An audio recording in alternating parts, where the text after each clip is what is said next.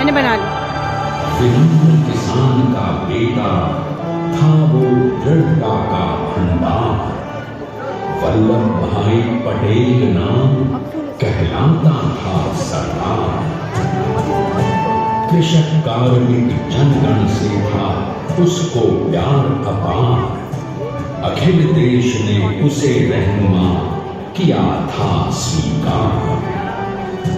गांधी बापू का शिष्य, सत्य अहिंसा का अवतार, किंतु एक भारत करने को धर लेता हथियार।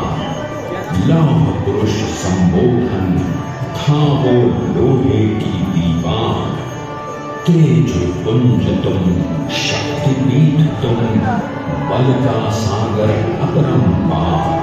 ऋणी देश का नम्र धन तुम स्वीकारो सरदार।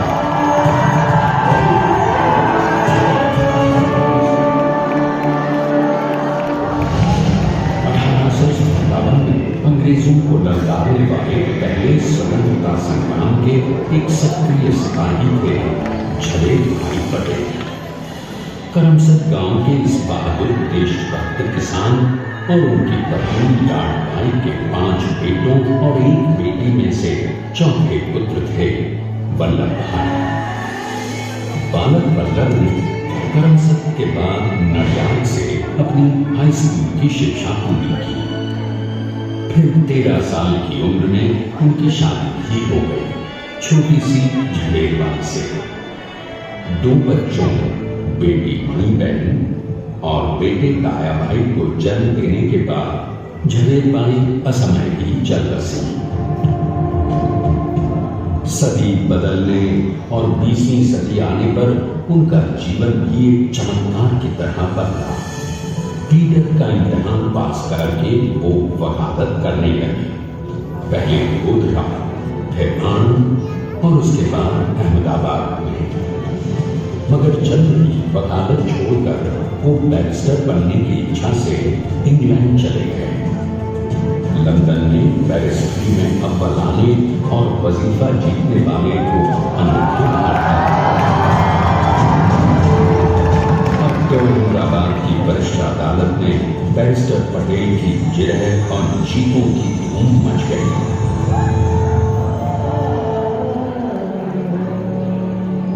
तभी एक युग पुरुष ने वल्लभ भाई के जीवन की धारा ही बदल दी।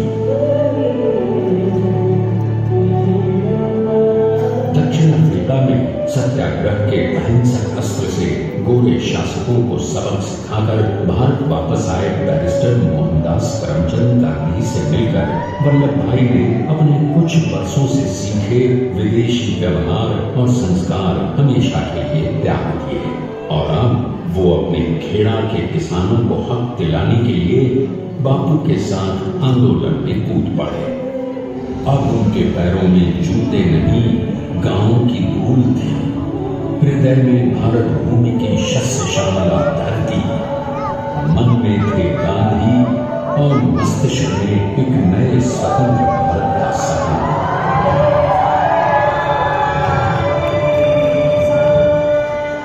तभी बारडोली के मजबूर मजलूम किसानों की यातना का समाचार उनके पास पहुंचा।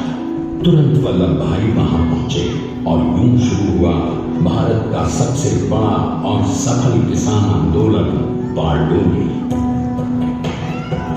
वल्लभ भाई ने बारडोली के 87,000 किसानों को ऐसा अटल अडिग अचल मनोबल दिया कि अंग्रेजी सरकार हिल गई और 1 बरस के बाद उनका लगान माफ कर दिया गया।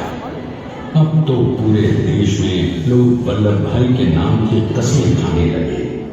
स्वयं महात्मा गांधी ने कहा, अब वल्लभ भाई मेरे शिष्य या साथी नहीं, सारे देश के सरदार हैं और देश को मिल गया एक अनोखा असरदार सरदार।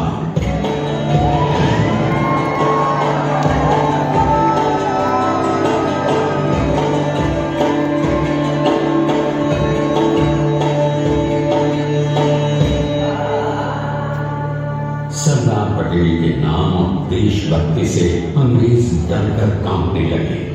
1930 के नमक सत्याग्रह और दांडी कूच में वो बापू से भी पहले गिरफ्तार किए गए। तो सन 1932 में फिर उन्हें बापू के साथ ही जेल में 2 सालों के लिए डाल दिया गया। मगर आजादी के दीवानों को, स्वतंत्रता के परवानों को कौन गिरफ्तार कर पाया है? जेल से छूटते ही सरकार को कांग्रेस के नए राष्ट्र अध्यक्ष पद पर चुना गया और उनकी सरपरस्ती में राष्ट्रवादी भारतीयों ने तमाम ब्रिटिश सूबों में जीत हासिल कर वहां अपनी स्थानीय सरकारें बनाई। किंतु सरकार का सपना केवल सरकार बनाना नहीं था।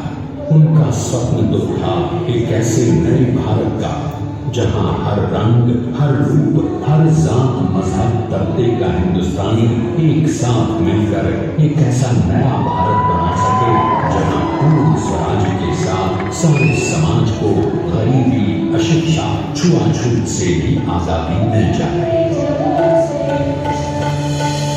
इसकी पहली रणनीति थी भारत को अंग्रेजों की गुलामी से आजादी, ताकि भारत के लोगों की अपनी सरकार सबके साथ और सबके विकास के लिए काम कर सके। बापू की अगुवाई में अब देश ने अंग्रेजों को अंतिम चेतावनी दे दी, करेंगे या मरेंगे, अंग्रेजों भारत छोड़ो। बस फिर क्या था, संघर्ष की रणभेरी बची। 3 सालों के लिए सरदार पटेल को भी सत्याग्रही नेताओं के साथ जेल में ठूंस दिया गया। 2 सालों के बाद अंग्रेजों को बापू के सभी शिष्यों और साथियों को छोड़ना पड़ा।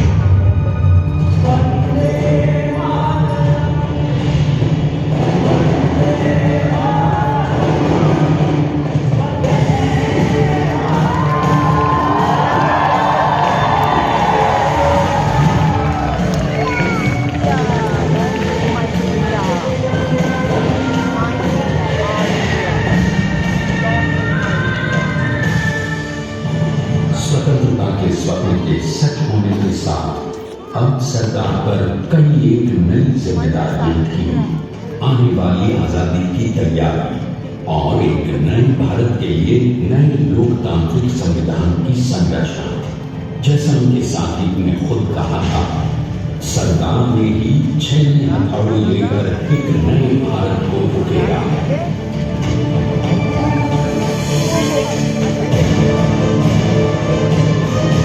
स्वाधीनता तो प्राप्त हुई, लेकिन खंडित भारत में भी उठते विभाजनवादी अधिकार को अभी दूर करना था।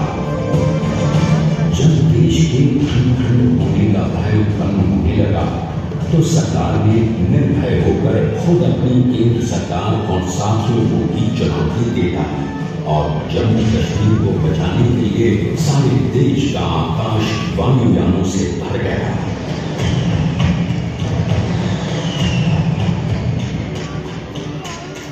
फिर हैदराबाद और जूनागढ़ के भारत में विलयीकरण को पाकिस्तान से चुनौती मिली। सरकार चाहते थे कि देश की 1 इंच धरती अबाव विभाजित नहीं होनी चाहिए। नए भारत को एक करने के लिए समझा बुझाकर मना कर 565 रियासतों को सरकार ने अपनी सूझबूझ, सदाशयता, संबल से एक नए स्वतंत्र भारत का अभिन्न अंग बना दिया। हमारे इतिहास में अखंड भारत के पुरुषार्थ का ये एक महानतम अध्याय है। जैसा उन्होंने स्वयं कहा था, हमें नए धागों को पुराने गाने बाने में ऐसे पिरोना है कि एक दूसरे में गंध जाए और बेहतरीन बनावट वाला एक नया भारत उभर कर सामने आ सके। अंततः अपने वज्र दृढ़ संकल्प से एक नया विराट विशाल एक भारत श्रेष्ठ भारत बनाकर दिखाई दिया सरकार ने। संसार के सबसे बड़े प्रजातंत्र के शिल्पी को प्रणाम करने के लिए देश ने बनाया है ये समर्थ स्मारक। स्वाधीन भारत को समर्थ भारत में बदलने वाले सरदार पटेल को समर्पित प्रेरणातीर्थ भी है। प्रधानमंत्री